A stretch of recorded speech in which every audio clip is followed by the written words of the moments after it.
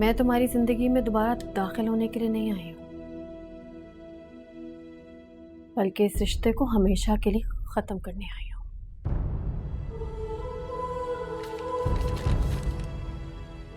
खुला के पेपर्स।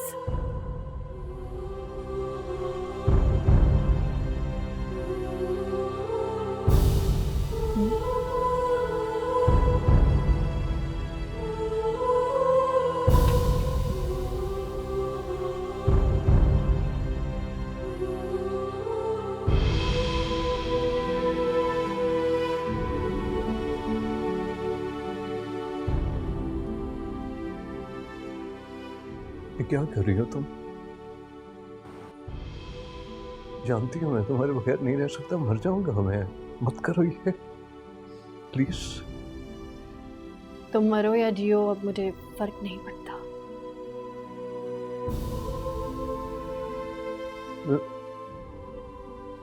मैं मर गया तो